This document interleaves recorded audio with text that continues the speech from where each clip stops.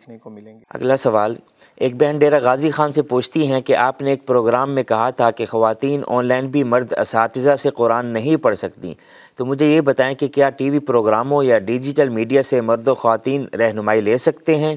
یعنی خواتین مردوں سے دین سیکھیں اور مرد خواتین اساتذہ سے دین سیکھیں، کیا اس میں کوئی شرعی قباحت تو نہیں؟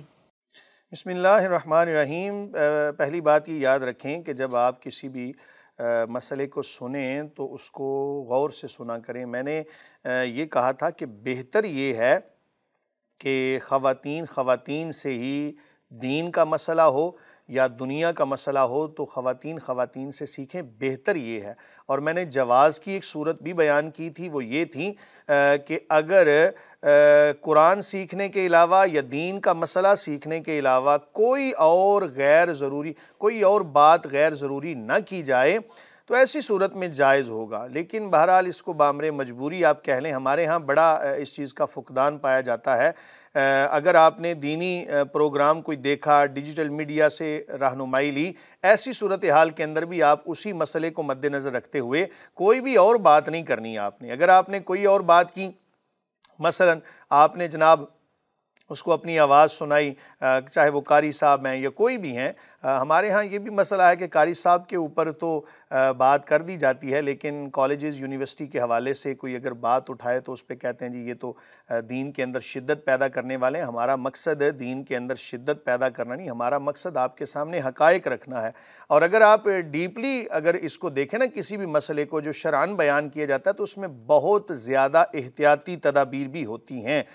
اگر آپ نے جناب کوئی اپنی آواز ان کو سنائی اور غیر ضروری بات وہاں پر شامل کی، کوئی ہنسی مذاق والا معاملہ کیا، تو اس سے آگے پھر بہت زیادہ خرابیاں لازم آئیں گی۔ اور یاد رکھیں قرآن مجید فرقان حمید میں جہاں پر گناہوں کا تذکرہ ہے، بالخصوص وہاں پر خاتون کا ذکر پہلے کیا کہ الزانیۃ والزانی فاجلدوا کل واحد منہما مئۃ جلدہ۔ اس سے اشارہ ملتا ہے کہ ان چیزوں کی ابتدا تو خواتین کی طرف سے ہوتی ہے۔ مرد کی جرت نہیں ہوتی کہ وہ کسی کی طرف آنکھ اٹھا کے دیکھ جائے جب تک کہ خاتون اس کو کوئی گرین سگنل نہ دے۔ یہ گرین سگنل میں ایک تنزیہ طور پہ کہہ رہا ہوں، ہمیں بحیثیت مسلمان اپنے عقائد و معاملات کو بہتر کرنے کی ضرورت ہے۔ تو اسی چیز کو ملحوظ خاطر رکھتے ہوئے آپ دین سیکھ سکتی ہیں، ٹیلی ویژن کے اوپر پروگرام دیکھ سکتی ہیں۔ کوئی کال کرنا پڑ جائے کوئی شرعی مسائل کے حوالے سے تو بھی آپ نے اپنے مسئلے کو مد نظر رکھنا ہے، کوئی ایسا جملہ نہیں بولنا۔ میں یہاں پر ایک چیز ایڈ کر دوں تاکہ اصلاح معاشرہ بھی ہو جائے۔ ہمارے ہاں نا جب خواتین کو کہا جائے نا کہ بازار جانا ہے یا کسی غیر مرد سے بات کرنی ہے تو بڑی مزین جناب اور بڑی لچھے دار کہہ لیں اس کو، یہ زیادہ مناسب رہے گا، ایسی آوازیں ہوتی ہیں۔ باہر جانا ہو تو بڑی تیاری ہوتی ہے۔ تو اگر مرد جو اپنا خاوند ہے اس کے حوالے سے کوئی معاملہ ہو تو جواب نفی میں، تو مرد بھی بیچارہ سوچتا ہوگا کہ میں روزانہ کہیں نہ کہیں لے کے جاؤں، کہیں نہ کہیں جانے کا کہہ دوں تاکہ یہ تیار تو ہو جائیں۔ بہرحال اپنا جو شوہر ہے اس کے حوالے سے آپ تزیین کو اختیار کریں۔ میں ایک 2-3 لفظوں میں آپ کو بتا دیتا ہوں۔ خاتون کی مسکراہٹ سے لے کر اور خاتون کی زینت اور تمام تر معاملات تک، یہ ساری کی ساری چیزیں اس کے خاوند کے لیے ہیں۔ اب اگر اس کے اندر خیانت کرے گی تو کل قیامت کے دن اللہ رب العالمین کی بارگاہ میں جواب دہ ہوگی۔ اس کو مد نظر رکھ کے آپ معاملات کریں، اللہ تعالیٰ بہتر فرمائے۔ آپ نے فرمایا کہ ٹی وی پروگراموں پر خواتین کو سن کر ان سے دینی رہنمائی بھی لے سکتے ہیں، کچھ سیکھ سکتے ہیں۔ ویسے تو علماء کرام، آپ نے خود بھی کہا تھا ایک پروگرام میں کہ عورتوں کو چاہیے کہ پردہ کریں اور مردوں کو بھی چاہیے کہ ان کے چہرے کو نہ دیکھیں، تو اب آپ خود اجازت دے رہے ہیں اس چیز کی۔ میں نے اجازت اس لیے عرض کی ہے کہ جب مجبوری بن جائے، خواتین آپ کے پاس اویلیبل نہیں ہیں، تو آپ نے مردوں سے اگر دین سیکھنا ہے تو اس کے لیے بامر مجبوری آپ یہ کریں کہ یہ ساری چیزیں ملحوظ خاطر رکھتے ہوئے معاملات کریں۔ اگر اس میں سے وہ ظاہر ہے کہ وہ آپ پہ ڈیپینڈ کرتا ہے کہ آپ نے دل کے امام اعظم ابو حنیفہ علیہ رحمہ جب مسئلہ بیان کرتے ہیں نا تو اس میں ایک بڑی پیاری بات کرتے ہیں۔ وہ بہت سارے مسائل نا سائل کے اوپر چھوڑ دیتے ہیں کہ یہ سائل کے اعتبار سے دیکھا جائے گا کہ وہ جناب کیا معاملہ کرتا ہے۔ اس لیے میں نے کہا کہ یہ آپ پہ چھوڑ دیا ہے، اگر آپ سمجھتی ہیں کہ کسی جگہ پر جا کے شریعت کی حدود و قیود پامال ہو رہی ہوں تو وہاں پر ممنوع ہوگا، جہاں پر شریعت کی حدود و قیود مد نظر رکھتے ہوئے آپ معاملہ کریں گی تو شرعاً جائز ہوگا۔ خواتین جو مسئلہ بیان کرتی ہیں ٹی وی پر آ کے، یہ جائز نہیں ہوگا، مرد کیونکہ یہ مسئلہ خطرناک ہو جائے گا کہ میرا مقصد کسی کو تکلیف دینا نہیں، میرا مقصد مسئلہ بیان کرنا ہے کہ جب خواتین مسائل بیان کریں گی تو یقیناً سننے والے مرد حضرات جو ہیں وہ آواز سے بھی بعض دفعہ نا کوئی ایسا معاملہ نکال لیں گے کوئی لطف و اندوز ہونے والا، تو اس لیے اس سے پرہیز کرنا، فتنے کا خطرہ اس میں رہتا جہاں ہے۔ پر فتنے کا خدشہ ہو وہاں پر رک جانا یہ لازم ہوگا۔ مفتی صاحب اگلا سوال، ایک بہن سرگودا سے پوچھتی ہیں کہ اگر نماز میں دل نہ لگے تو کیا کرنا چاہیے؟ مفتی صاحب رہنمائی فرما دیں۔ بسم اللہ الرحمن الرحیم، یہ بڑا اہم مسئلہ آپ نے اٹھایا۔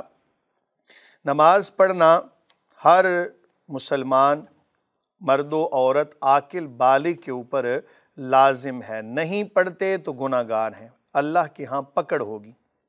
وعید سامنے رکھیے گا ایک، حضور نبی کریم صلی اللہ علیہ وآلہ وسلم نے فرمایا جس کا مفہوم ہے کہ جس نے جان بوجھ کر ایک نماز کو چھوڑ دیا تو کتنے کروڑ اور کتنے ہزار سال، کتنے لاکھ سال اس کو جہنم میں جلنا پڑے گا۔ جب یہ وعید سامنے ہوگی تو یقیناً نماز کے اندر دل لگے گا۔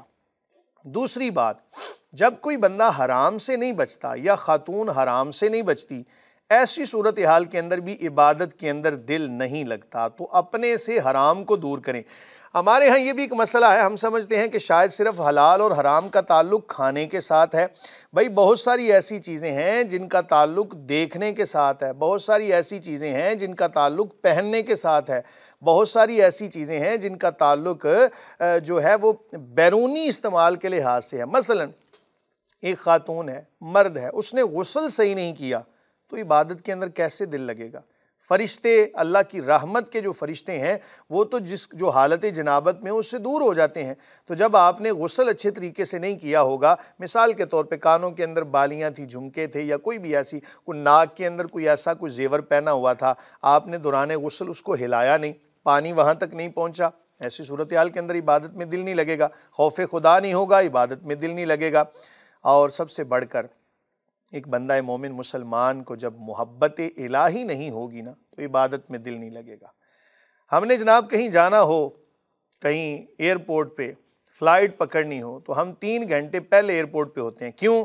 کہ ہمیں فلائٹ سے پیار ہے، ہمارا نقصان نہ ہو جائے۔ تو یہ نماز نہ پڑھنے کے حوالے سے جو وعید ہے اس کو مد نظر رکھیں، اور یہ بھی مد نظر رکھیں کہ حضور نبی کریم صلی اللہ علیہ وسلم کا فرمان ہے جس کا مفہوم ہے کہ جو بندہ 5 نمازوں پر محافظت کرتا ہے وہ اللہ تعالیٰ کی امان میں ہے، اور جو 5 نمازوں پر محافظت نہیں کرتا وہ اللہ کی امان سے نکل گیا۔ اللہ تعالیٰ پر یہ مسئلہ بھی بتا دوں، اللہ تعالیٰ پر کوئی چیز واجب نہیں ہے، لیکن اللہ تعالیٰ کی ذمہ کرم پر ہے کہ جو نماز پڑھے اس کو بخش دے، اور جو نماز نہ پڑھے اللہ تعالیٰ کی ذمہ کرم سے باہر ہو گیا۔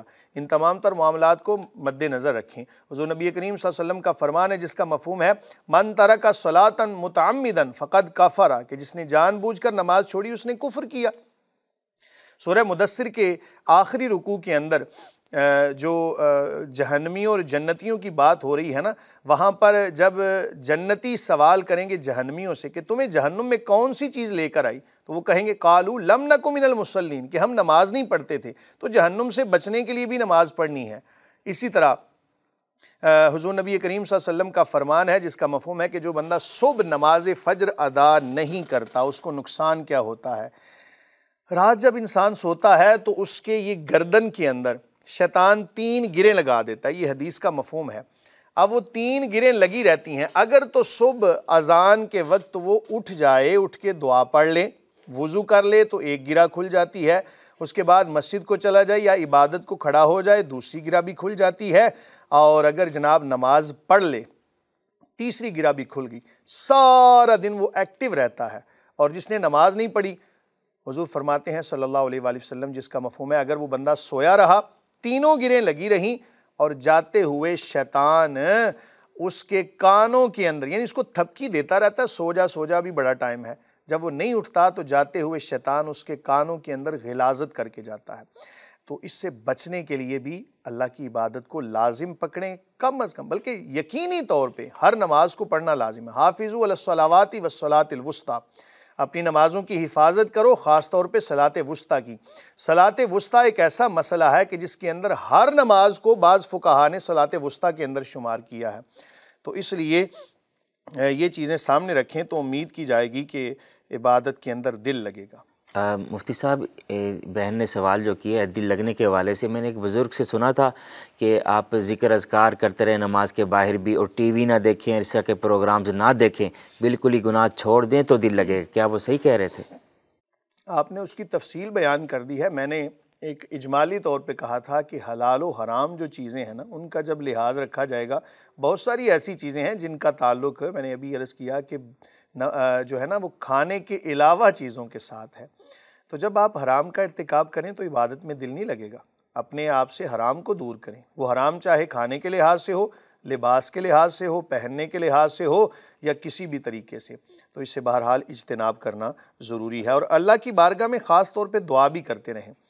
اللہ تعالیٰ جب کسی قوم پر عذاب نازل فرماتا ہے نا، تو وہ رزق بند نہیں فرماتا، وہ سجدے کی توفیق چھین لیتا ہے۔ تو جب کسی سے سجدے کی توفیق چھن جائے، کتنی رونے کی بات ہے۔ میں یہاں پر ایک بات آخر میں ایڈ کر دوں تاکہ اصلاح امت والا مسئلہ بھی ساتھ ساتھ چلتا رہے۔ کسی کی کیا مجال ہے کہ وہ نماز نہ پڑھے؟ اللہ تعالیٰ جب کسی کو جھکانا چاہے اپنے سامنے، تو حضرت موسیٰ علیہ السلام کی قوم نے جب سجدے سے انکار کیا، اللہ تعالیٰ نے پہاڑ کو ان کے اوپر جھکا دیا، وہ سجدے میں گر گئے۔ ہماری کیا مجال ہے کہ ہم سجدہ نہ کریں؟ یہ بات مد نظر رکھنا کہ اللہ تعالیٰ چاہتا ہی نہیں کہ یہ بندہ میرے سامنے آئے۔ کوئی سب سے بڑھ کے کسی بندے کے لیے یہ وعید کیا ہوگی کہ اللہ تعالیٰ اس کو اپنے گھر میں نہیں بلاتا۔ ہم اپنے گھر میں کسی ایرے گہرے کو آنے دیتے ہیں؟ کبھی بھی نہیں۔ تو اللہ تعالیٰ کے گھر میں اگر نہیں جا رہے تو اپنے عقائد و معاملات کا محاسبہ کریں، اور ساتھ ساتھ اللہ تعالیٰ سے دعا اور توبہ استغفار کو لازم کریں۔ امید کرتے ہیں کہ نماز کے اندر اور دیگر عبادات کے اندر بھی دل لگے گا۔ بہت شکریہ مفتی صاحب۔